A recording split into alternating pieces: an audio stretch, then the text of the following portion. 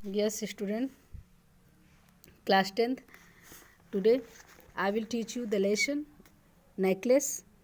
इस लेसन को हमने आपको क्लास में भी थोड़ा सा पढ़ाया था, लेकिन इसका वीडियो बना रहे हैं तो इसलिए आप लोगों को इसको हम फिर से स्टार्ट करते हैं। आप लोग बुक ओपन करके ओपन कीजिए।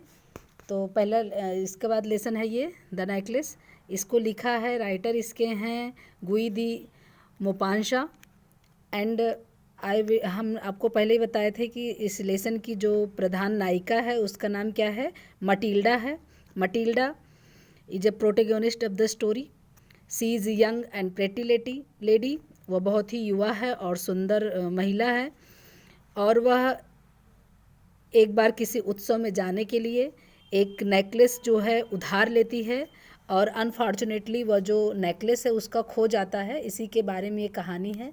तो आप लोग जो है बुक को ओपन करिए। चलिए स्टार्ट करते हैं। थोड़ा सा देखिए। यस, तो अब हम लेसन को स्टार्ट करेंगे। She was one of those pretty. वह उन सी वह थी वन ऑफ दोज उन। प्रेटी मीन्स सुंदर, यंग लेडीज मीन्स युवा, लेडीज मीन्स युवा औरतों में, उन युवा औरतों में सबसे सुंदर थी। बॉर्न मीन्स पैदा हुई थी। एज इफ़ दो ऐसे दो यद्यपि, ईरर ऑफ डेस्टिनी जैसे लगता था कि error of destiny, destiny means होता है भाग्य, और ईरर मतलब होता है गलती से, मतलब नियत की गलती से वह एक ऐसे परिवार में, इनटू ए फैमिली, उसका परिवार एक ऐसे, उसका जन्म एक ऐसे परिवार में हुआ था ऑफ क्लर्क। क्लर्क मतलब एक लिपिक के परिवार में उसका जन्म हुआ था। She had no dowry. उसके पास दहेज देने के लिए भी पैसे नहीं थे। नो होप, ना आशाएं थी। नो मीन्स, ना तो कोई ऐसे साधन थे बिकमिंग नोन, जिससे वह जानी जाती या जिससे उसको जाना जाता। लव्ड मीन्स प्रेम किया जाता। And married by a man either rich, और उसकी शादी होती कैसे, एक किसी ऐसे धनी व्यक्ति से। आर डिस्टिंग्विश्ड मतलब होता है सुविख्यात। वह ऐसे सुविख्यात व्यक्ति से शादी करती। वह कहने का मतलब कि वह ऐसे परिवार में नहीं पैदा हुई थी कि जिसके पास देने के लिए दहेज था, ना तो आशाएं थी, ना तो उससे कोई प्रेम करने वाला ही व्यक्ति था, लेकिन उसकी आशाएं बहुत ही ज़्यादा थी। तो यहाँ पे देखेंगे, and married by a man either rich or distinguished, और लेकिन वह ऐसे व्यक्ति से शादी करना चाहती थी जो रिच हो, जो धनी हो, जो सुविख्यात हो। And she allowed herself, लेकिन उसे करना पड़ा, हर सेल्फ मीन्स अपने आप को, टू मैरी मीन्स शादी, ए पेटी कलर, सॉरी, ए पेटी कलर, पेटी मतलब मामूली, एक मामूली क्लर्क से उसे शादी करनी पड़ी। In the office of the board of education, जो बोर्ड ऑफ एजुकेशन अर्थात शिक्षा परिषद के कार्यालय में काम करता था। सी वाज सिंपल, वह सिंपल थी, सिंपल मतलब साधारण थी। बट सी वाज अनहैप्पी, लेकिन वह क्या थी, अप्रसन्न थी, खुश नहीं रहती थी, अपने उस अवस्था से वह प्रसन्न नहीं रहती थी। सी सफ़र्ड इंसिजेंटली मतलब लगातार, वह लगातार सफ़र्ड मतलब परेशान रहती थी, दुखी रहती थी। फीलिंग हर सेल्फ अपने आप में महसूस करती थी। बॉर्न फॉर कि उसका जन्म हुआ है, फॉर ऑल डेलिकेसीज मतलब सभी नाजुक चीज़ों के लिए, एंड लग्जरीज और विलासिता के लिए। वह प्रसन्न नहीं रहती थी, और हर साल हमेशा हर बार ये सोचा करती थी, महसूस किया करती थी कि मेरा जन्म जो है सभी भोग विलासिता वाली चीज़ों को और नाजुक चीज़ों को ग्रहण करने के लिए मेरा जन्म हुआ है। She suffered from the poverty of her apartment, और वह जो है गरीबी की हालत से भी जूझ रही थी। Suffered apartment. She shabby wall, भद्दे दीवालों के बीच में रहती थी, अर्थात उसके घर जो है अच्छे नहीं रहे होंगे। एंड वन चेयर, और उसके घर की जो कुर्सियाँ रही थी वह पुरानी रहती थी, तो उससे वह दुखी रहती थी। All these things tortured and angered him, और इन सब चीज़ों से वह जो है बहुत ही टार्चर्ड मतलब बहुत ही उसको दुख पहुंचाती थी। और वो एंगर्ड हर मतलब वो क्रुद्ध भी रहा करती थी इन सब चीज़ों को देखकर। कहने का मतलब वो अपने जीवन से जो है संतुष्ट नहीं थी। चलिए आगे देखते हैं। when she started when she seated when she seated herself for dinner, और जब वह डिनर के लिए बैठती थी, for dinner opposite her husband, अपने हस्बैंड के बगल में जब वह भोजन करने के लिए बैठती थी। who uncovered the टूरिन, जब वह अनकवर्ड मतलब खोलता था, द टूरिन मतलब होता है डोंगे के ढक्कन को, जब वो खोलता था उसका पति, डोंगे के ढक्कन को हटाता था। विद ए डिलाइटेड एयर मतलब प्रसन्नतापूर्वक, जब डोंगे के ढक्कन को हटाता था, सेइंग कहता था, ओ द गुड पुट पाई, और वो कहता था, अरे ये बहुत अच्छा जो है पुट पाई मतलब होता है शोरबा। अब यहाँ पे शोरबा जो है एक फ्रांसीसी, जैसे फ्रांस का जो है डिश है, फ्रांस का भोजन है, उसे शोरबा कहते हैं।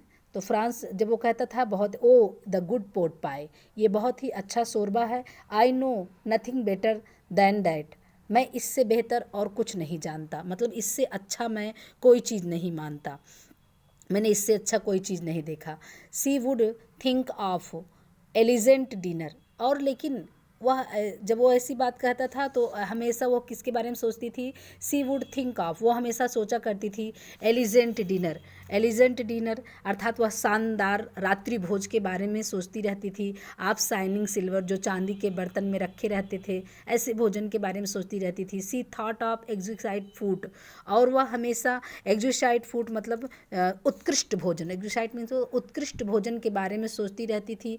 Food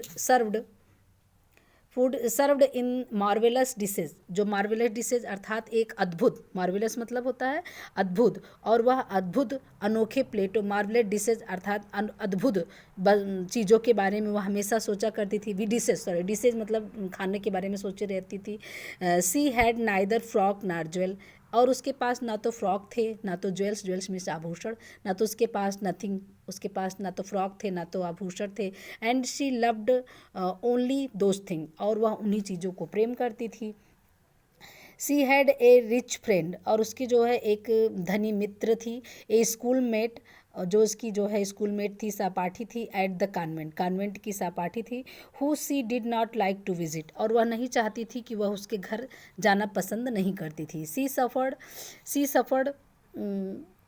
so much when she return, जब उसके घर से वापस आती थी तो बहुत दुखी रहती थी। सी वेप्ट फॉर होल डेज, और सारा दिन रोया करती थी।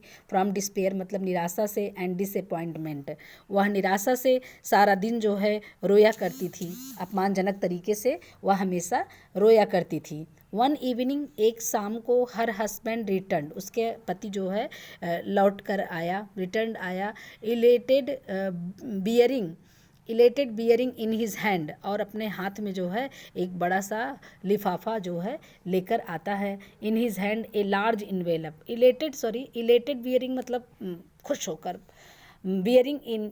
खुश होकर, bearing in his hand a large envelope, एक बड़ा सा लिफाफा लेकर आता है। हियर ही सेड, वो कहता है यह लो, here is something for you, यहाँ पर कोई चीज़ तुम्हारे लिए है। आगे देखते हैं। She quickly draw out a printed card, और शी क्विकली, वह जो है क्विकली मतलब शीघ्रता से, वह शीघ्रता से क्या करती है, draw out a printed card एक छपा हुआ कार्ड जो है बाहर निकालती है। On which were inscribed these word, जिस पर जो है ये शब्द लिखे होते हैं। क्या शब्द लिखे हुए हैं, the minister of public instruction अर्थात शिक्षा मंत्री के, एंड मैडम जॉर्ज रैम्पोनी, मैडम यहाँ पे शिक्षा मंत्री के घर से जो है निमंत्रण आया है, तो उस पर लिखा है the minister of public instruction, शिक्षा मंत्री, and madam George Ramponneau ask the honour of Mrs and Mrs Louis company Monday evening January 18 at the minister residence.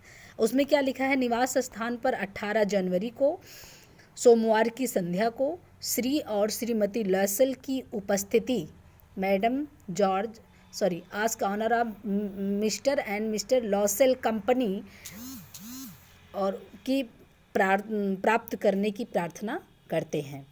ये जो है उनको निमंत्रण मिला।